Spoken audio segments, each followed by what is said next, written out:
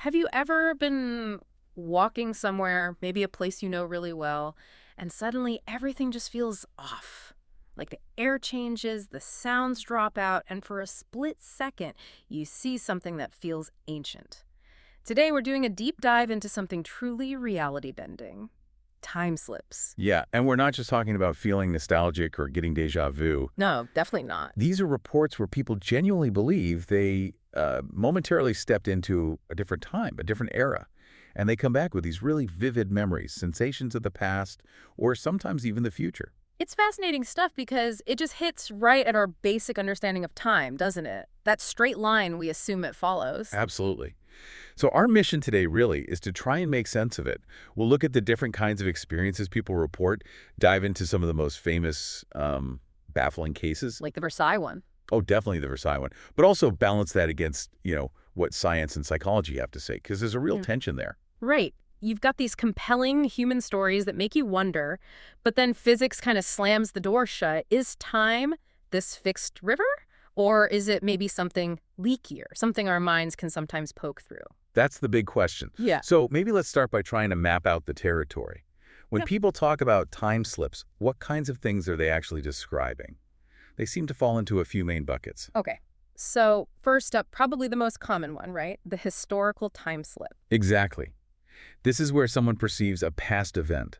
And it's not just a vague feeling, it's often super detailed. Sights, sounds, sometimes even feeling like they interacted with people from that time. And the key thing is that feeling when they snap back, that disorientation. Precisely. Eh. That sense that the past scene felt incredibly solid, maybe even more real than the present they just returned to.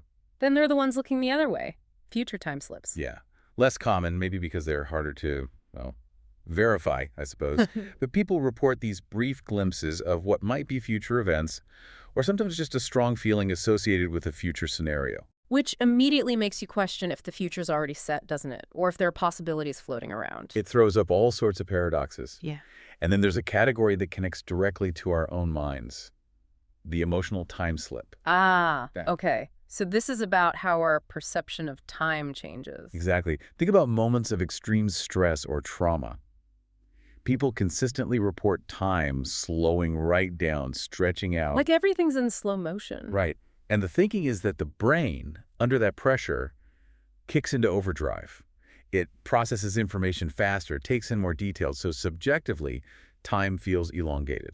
That makes a lot of sense, actually. And it's important because it shows how much our internal state can warp our experience of time. We'll come back to that when we talk skepticism. Okay. And the last type? Spontaneous time slips, which basically covers almost all of them. They just Yeah. happen, unplanned, unpredictable. Which is why they're so tricky to study scientifically. Absolutely. You've got no warning, usually no witnesses, and almost never any physical proof, just the person's account after the fact. So these categories give us a framework, but it's the actual stories that really grab you, isn't it? Let's get into some of those famous cases. Okay. And we should preface this by saying, yes, these are anecdotes. They're subjective experiences. But some are so detailed, so persistent in cultural memory, they're worth examining closely. They seem to cluster around certain places, almost like Thin spots. thin spots, yeah. Places where the barrier feels weaker. And we absolutely have to start with the big one, the Moberly-Jourdain incident, Versailles, 1901. Two academics, right. Moberly and Jourdain. Highly respectable women. Exactly. Two British principals of women's colleges. They're visiting the Petit Trianon at Versailles, get a bit lost, and then the atmosphere changes. They described it as becoming suddenly oppressive, dreamlike. The colors sort of flat. And they saw people in old-fashioned clothes. Yes, figures in what they later identified as 1780s attire. Gardeners, officials, a woman sketching, who they became convinced was Marie Antoinette herself. Wow. And what makes that case so compelling is that there were two of them. And they wrote it all down separately, then compared notes. Right, their independent accounts had remarkable overlap.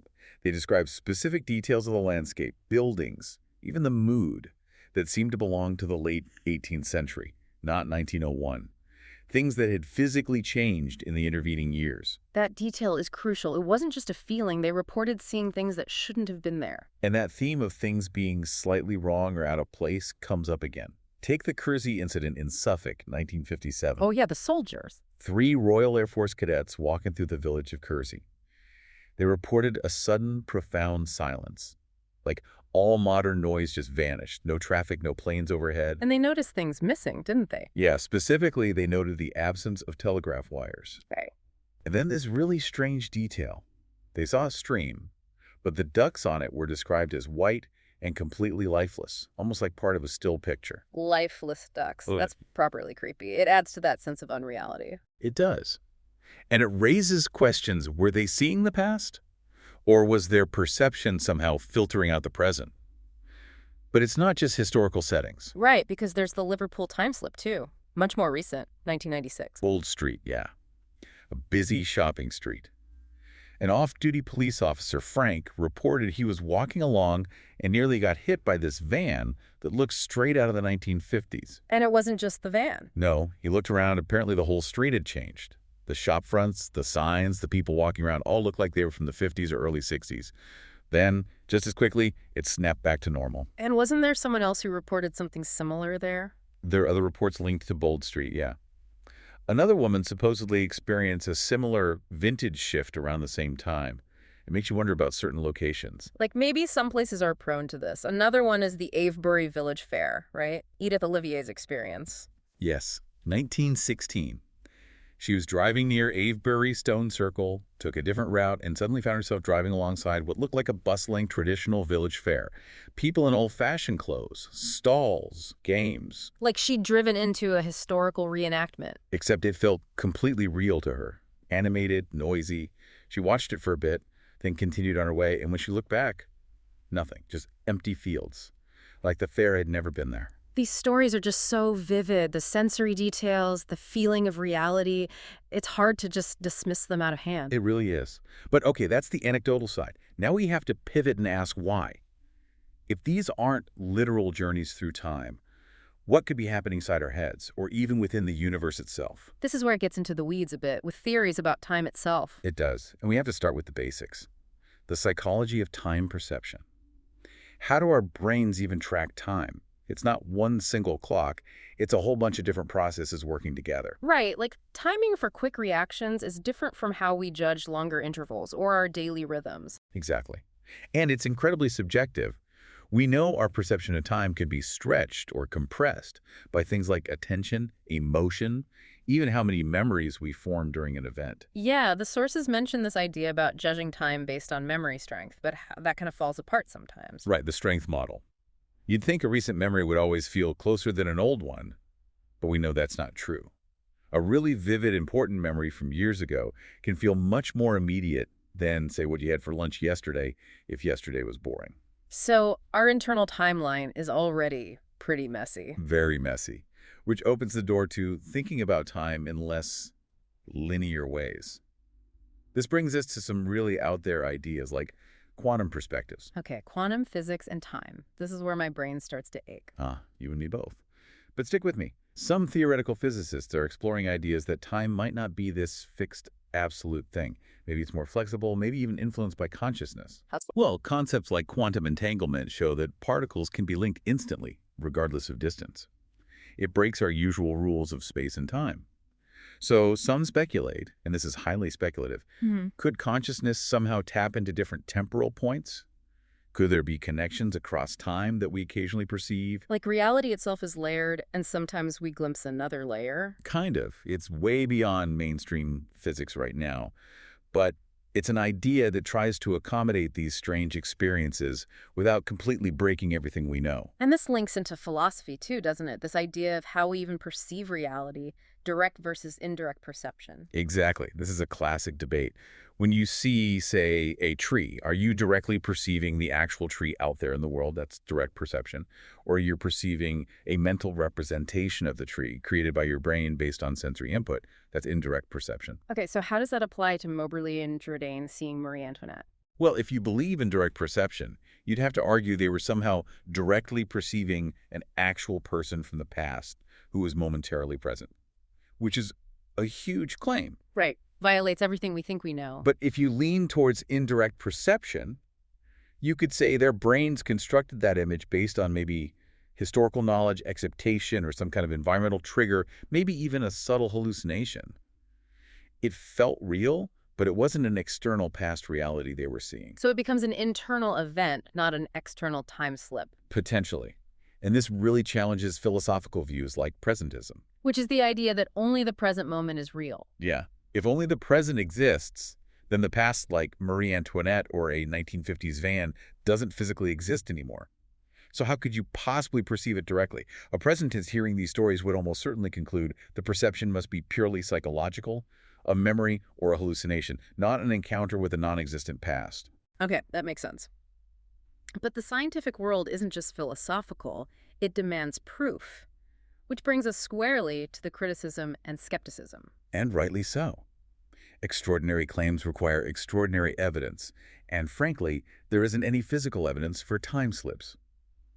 So critics point heavily towards psychological factors. Meaning, it's all in the mind. Essentially, yes. Not necessarily deliberate invention, but things like cognitive errors.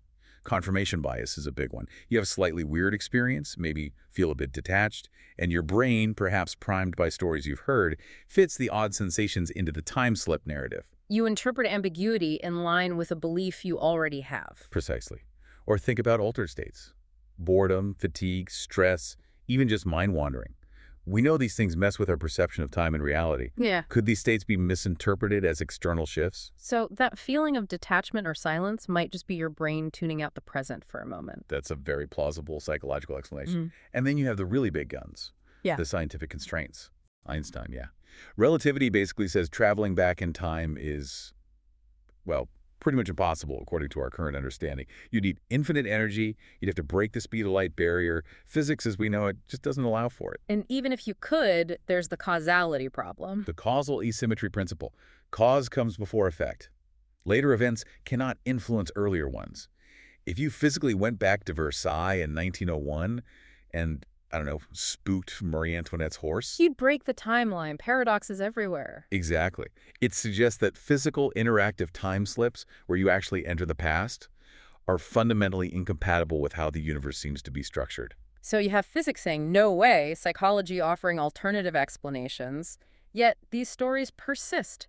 The idea is everywhere in our culture. It absolutely is. And that cultural resonance is interesting in itself. Think about Rip Van Winkle falling asleep and waking up decades later.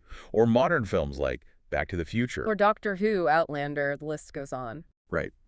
There's clearly a deep human fascination with the idea of escaping our own time, revisiting the past, or glimpsing the future. It speaks to something fundamental about how we relate to history and our own mortality, perhaps. So pulling it all together then, we're left with this real conflict. On one side, you have these incredibly compelling, detailed, first-person accounts, Versailles, Liverpool, Kersey, that feel so real to the people involved. Vivid, consistent reports across different times and places. But on the other side, you have the solid walls of physics saying, nope, can't happen like that, and psychology offering explanations based on how our own minds work, how perception can be skewed. It's a classic head versus heart situation almost. The subjective experience versus the objective constraints. Which leads us to the final thought we want to leave you with. We talked about emotional time slips, how intense feelings, stress, trauma can drastically warp your personal experience of time's flow. Making moments feel like an eternity or compressing hours into minutes. So the question for you to ponder is this. If our internal state, our consciousness, our psychological processing can have such a profound effect on how we experience time, does that hint that the reality of time itself might be more tied to our subjective perception than we usually think? Is our brain's interpretation a bigger part of the equation than objective physics admits? Or is that psychological malleability the whole story? Are these brain glitches, these perceptual distortions caused by stress or memory errors, the full and final explanation for every single reported time slip? When you hear about someone seeing Marie Antoinette, do you trust the internal certainty of their perception or the external impossibility dictated by physics? Where do you draw the line?